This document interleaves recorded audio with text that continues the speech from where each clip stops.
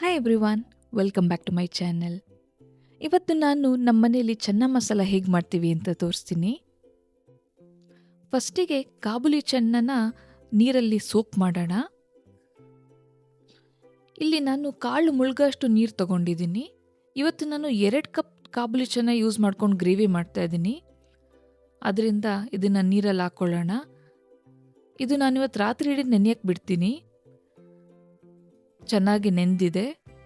ಇವಾಗಿನ್ನ ಕುಕ್ಕರಲ್ಲಿ ಹಾಕೊಂಡು ಬೇಯಿಸ್ಕೊಳ್ಳೋಣ. ಕಾಳು ಮುಳುಗಷ್ಟು ನೀರನ್ನ ಹಾಕೊತಾ ಇದ್ದೀನಿ ಕುಕ್ಕರ್ಗೆ. ನಾನು ನೀರೆಲ್ಲ ಡ್ರೈನ್ ಮಾಡಿ ಕಾಳನ್ನು ಟ್ರಾನ್ಸ್ಫರ್ ಮಾಡ್ಕೊತಾ ಇದ್ದೀನಿ. ಮತ್ತು ರುಚಿಗೆ ತಕ್ಕಷ್ಟು ಉಪ್ಪು ಬೇಕು. ನಂತರ ನಾನು ಕುಕ್ಕರ್ನ ಕ್ಲೋಸ್ ಮಾಡಿ ಇದಕ್ಕೆ 3 ವಿಸಿಲ್ ಪ್ರೆಷರ್ ಕುಕ್ ಮಾಡ್ಕೊತಾ ಇದ್ದೀನಿ.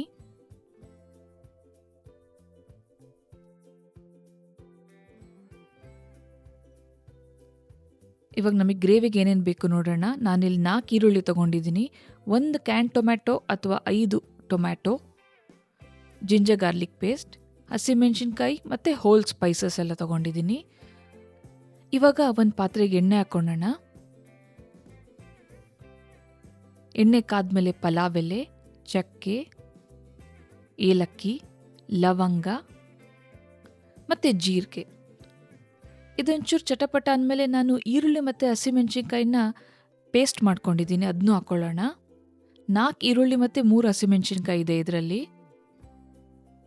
ಇವಾಗ ಈರುಳ್ಳಿ ಪೇಸ್ಟನ್ನು ನಾವು ನೀರು ಕಂಪ್ಲೀಟಾಗಿ ಆವಿ ಆಗೋ ತನಕ ನಿಧಾನಕ್ಕೆ ಲೋ ಫ್ಲೇಮಲ್ಲಿ ಕೈ ಆಡ್ತಾ ಫ್ರೈ ಮಾಡಬೇಕು. ಇದು ತುಂಬ ಇಂಪಾರ್ಟೆಂಟ್ ಸ್ಟೆಪ್ ಗ್ರೇವಿ ಮಾಡಬೇಕಾದ್ರೆ. ಇವಾಗ ಇದಕ್ಕೆ ನಾನು 1 table spoon ginger garlic paste ಹಾಕ್ತಾಯಿದ್ದೀನಿ. ಯಾವುದೇ ಗ್ರೇವಿ ಮಾಡಬೇಕಾದ್ರೆ ಈರುಳ್ಳಿ ಮತ್ತು ಟೊಮ್ಯಾಟೊ ಪೇಸ್ಟನ್ನು ಚೆನ್ನಾಗಿ ಫ್ರೈ ಮಾಡ್ಕೊಳ್ಳೋದು ತುಂಬ ಇಂಪಾರ್ಟೆಂಟ್ ಸ್ಟೆಪ್ ಆಗಿರುತ್ತೆ. ಜಾಸ್ತಿ ಮಸಾಲ ಏನು ಇಡ್ಸಲ್ಲ ಗ್ರೇವಿಯಲ್ಲಿ, ಇದೇ ನಮಗೆ ಫ್ಲೇವರ್ ಕೊಡೋದು ಜಾಸ್ತಿ. ಇವಾಗ ಇದಕ್ಕೆ ನಾನು 1/4 ಚಮಚ ಸಕ್ಕರೆ ಹಾಕ್ತಾಯಿದ್ದೀನಿ. ಸಕ್ಕರೆ ಹಾಕೋದ್ರಿಂದ ಆನಿಯನ್ ಕ್ಯಾರಮಲೈಸ್ ಆಗಿ ಗ್ರೇವಿಗೆ ಒಳ್ಳೆ ಸ್ವೀಟ್ನೆಸ್ ಕೊಡುತ್ತೆ. ಗ್ರೇವಿ ತುಂಬ ಸ್ವೀಟಾಗಲ್ಲ, ಆದರೆ ಒಂದು ಮೈಲ್ಡ್ ಸ್ವೀಟ್ ಫ್ಲೇವರ್ ಇರುತ್ತೆ. ಇವಾಗ ಇದಕ್ಕೆ ನಾನೊಂದು 1/4 ಚಮಚ ಅರಿಶಿನ, 1 ದೊಡ್ಡ ಚಮಚ ಕಾಶ್ಮೀರಿ ರೆಡ್ ಚಿಲ್ಲಿ ಪೌಡರ್ ಮತ್ತು 1 ಚಮಚ ಗರಂ ಮಸಾಲ ಹಾಕ್ತಾಯಿದ್ದೀನಿ. ನಾನಿಲ್ಲಿ home made garam masala use ಮಾಡ್ತಾಯಿದ್ದೀನಿ, ಅದಕ್ಕೆ ಸಪ್ರೇಟಾಗಿ ಕೊರಿಯಾಂಡರ್ ಪೌಡರ್ ಏನು ಹಾಕಿಲ್ಲ.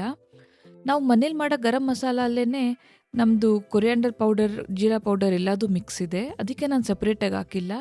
ಬಟ್ ನೀವು ಹೊರಗಿಂದ ತೊಗೊಂಬಂದಿರೋ ಗರಂ ಮಸಾಲ ಹಾಕಂಗಿದ್ರೆ ಒಂದು ಚಮಚ ಕೊರಿಯಾಂಡರ್ ಪೌಡರ್ ಮತ್ತು ಅರ್ಧ ಚಮಚ ಗರಂ ಮಸಾಲ ಹಾಕಬೇಕಾಗತ್ತೆ.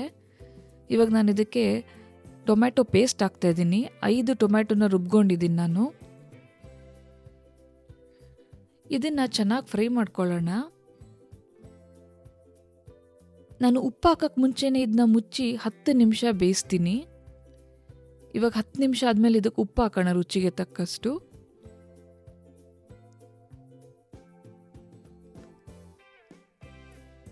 ಇವಾಗ ಬೇಯಿಸ್ಕೊಂಡಿರೋ ಕಾಳನ್ನ ಹಾಕೋಣ.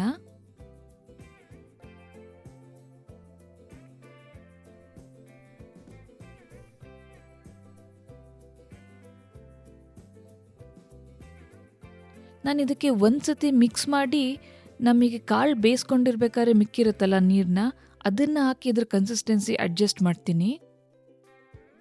ಇದು ನಮಗೆ ಥಿಕ್ನೆಸ್ ಕೊಡುತ್ತೆ ಕಾಳು ಬೇಯಿಸ್ಕೊಂಡಿರೋ ನೀರನ್ನು ಹಾಕಿದ್ರೆ. ಸೊ ಅದಕ್ಕೆ ಅದನ್ನ ಸೇವ್ ಮಾಡ್ಕೊಳ್ಳಿ. ಇನ್ ಕೇಸ್ ಇರಲಿಲ್ಲ ಅಂದರೆ ಪರವಾಗಿಲ್ಲ, ನೀರನ್ನೇ ಹಾಕೊಬೋದು. ನಿಮಗೆ ಗ್ರೇವಿ ಏನಾರು ತಿನ್ನಗನ್ನಿಸ್ತು, ಇನ್ನೂ ಸ್ವಲ್ಪ ಗಟ್ಟಿ ಬೇಕು ಅಂತಂದರೆ ಒಂದಿಷ್ಟು ಕಾಳನ್ನ ಮಿಕ್ಸಿ ಜಾರಲ್ಲಿ ಮಿಕ್ಸಿ ಮಾಡ್ಕೊಳ್ಳಿ, ಅಥವಾ ಕಾಳು ನನಗೆ ಕೈಯಲ್ಲಿ ಮ್ಯಾಶ್ ಮಾಡಿದ್ರೂ ಆಯಿತು. ಅದೇನೇ ನಮಗೆ ಗಟ್ಟಿ ಕೊಡುತ್ತೆ ಗ್ರೇವಿ. ಇವಾಗ ಇದಕ್ಕೆ ನಾನು ಕಸೂರಿ ಮೇಥಿ ಒಂದು ಸ್ವಲ್ಪ ಹಾಕಿದ್ದೀನಿ, ಮತ್ತು ಕೊತ್ತಂಬರಿ ಸೊಪ್ಪು ಸ್ವಲ್ಪ ಹಾಕೋಣ.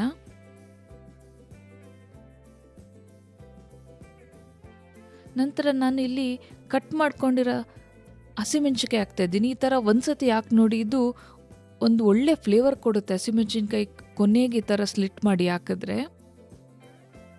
ಇವಾಗ ನಮ್ಮ ಚೆನ್ನ ಮಸಾಲ ರೆಡಿಯಾಗಿದೆ. ನಾನು ಇದಕ್ಕೆ ಬತೂರ ಜೊತೆ ಸರ್ವ್ ಮಾಡಿದ್ದೀನಿ. ಗ್ರೇವಿ ತುಂಬ ಚೆನ್ನಾಗಿ ಬಂದಿತ್ತು. ನೀವೊಂದ್ಸತಿ ಟ್ರೈ ಮಾಡಿ ನೋಡಿ ಮತ್ತು ನಿಮ್ಮದು ಅನಿಸಿಕೆ ತಿಳಿಸಿ.